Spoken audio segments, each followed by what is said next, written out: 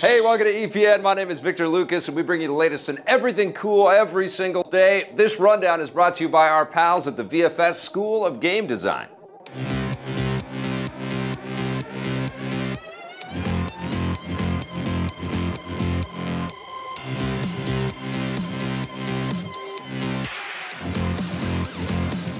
Thank you so much, Vancouver Film School. Now, this rundown is dedicated to Curtis Schneider, who's a fan of the Resident Evil film series, but he can't help but see Scott's face when he hears news of all these reboots. Now, I can't either. This rundown is all yours, Curtis. It looks like two of the world's biggest game franchises are about to collide for the first time. Ubisoft and Nintendo are apparently joining forces for a Super Mario and Rabbids crossover game. Rumors about the game have been jumping around for months, and now several images have popped up that appear to confirm the game's existence.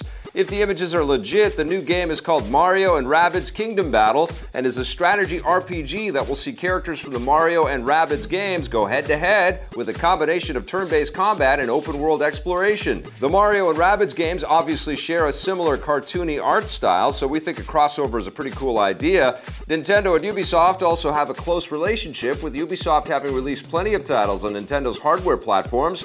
Mario and Rabbids Kingdom Battle is rumored to be landing on the Nintendo Switch this fall, so expect a big unveiling at E3 next month. This isn't the only big Mario game on the way. There's also the massive platformer Super Mario Odyssey, which will see the lovable plumber explore multiple worlds, including our own.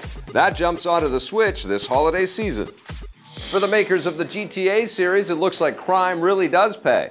Rockstar Games and their parent company, Take-Two Interactive, have revealed that Grand Theft Auto V, first released in 2013, has now sold more than 80 million copies across all of its platforms.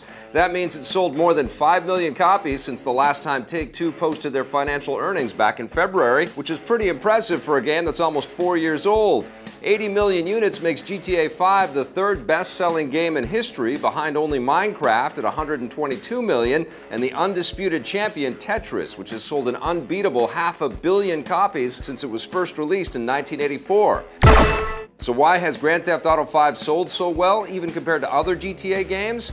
It helps that it was released on the PS3 and Xbox 360 before coming to the PS4 and Xbox One, which led many console players to buy it twice. It also saw a PC release a year and a half after launch, which helped drive up sales again. Take-Two attributes Grand Theft Auto V's lasting success to the game's multiplayer component, GTA Online, which is still being updated with new content that always woos back players. There's no telling how much longer Rockstar will continue to update the game with new content, but don't be surprised if it's around for years to come. Rockstar is also hoping to recapture the same success with their next big title, Red Dead Redemption 2, which promises to have a huge online component of its own. That was recently delayed and will now ride onto the PS4 and Xbox One in spring 2018. Rockstar hasn't confirmed if a PC version is coming, although like Grand Theft Auto V, don't be surprised if it happens at some point after launch. Deadpool might be facing off against one of his old foes in his next movie. New details about Deadpool 2 have come in. Deadline reports that the Strain actor Jack Kessie has been cast as the main villain in the film, with sources saying that he'll be playing the Irish supervillain Tom Cassidy, also known as Black Tom.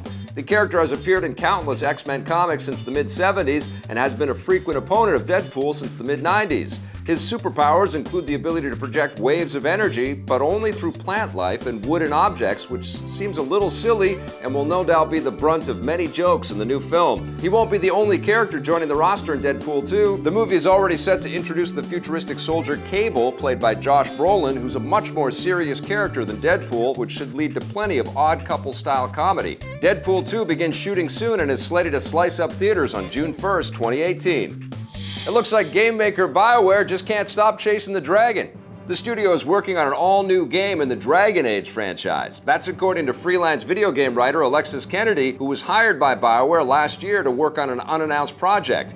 Everyone assumed it was a new Dragon Age game, and now, speaking with Eurogamer, Kennedy has confirmed that the project he's working on is indeed a Dragon Age title. He didn't reveal any other details other than to say that the new game will delve into an aspect of the Dragon Age lore that hasn't really been explored in the previous games. That means it could take place anywhere or any time in the vast Dragon Age realm. It's no surprise that BioWare is working on a new game in the series. The last one, Dragon Age Inquisition, was released in 2014 and was a big hit, giving players an unimaginably huge world filled with interesting characters and a complicated story. Expect the new game to be even bigger and more robust. There's no word yet on when it might get an official unveiling, but E3 is right around the corner. Dragon Age isn't the only new project from BioWare. Earlier this month, the studio and their parent company, EA, confirmed that they're also working on a new game that will be part of an original IP, so not based on any of their existing franchises. That's not expected to arrive until late next year. As for their other big franchise, Mass Effect, BioWare has previously stated that the series is on hold for the time being, so don't expect to see a new game in that universe for at least a few years. It looks like conventional television audiences aren't interested in returning to the town of Twin Peaks, but that doesn't mean the online crowd doesn't want in.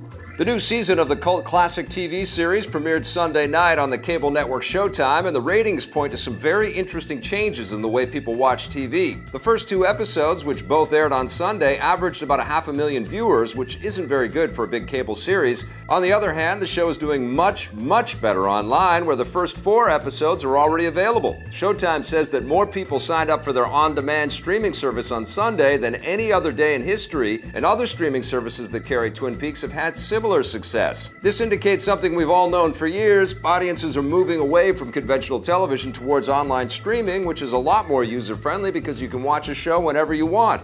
This also indicates that shows like Twin Peaks, which offer a somewhat unconventional tone, can have a hard time finding an audience on conventional airwaves, only to thrive in the online space. The new Twin Peaks will continue airing throughout the summer, consisting of a grand total of 18 episodes.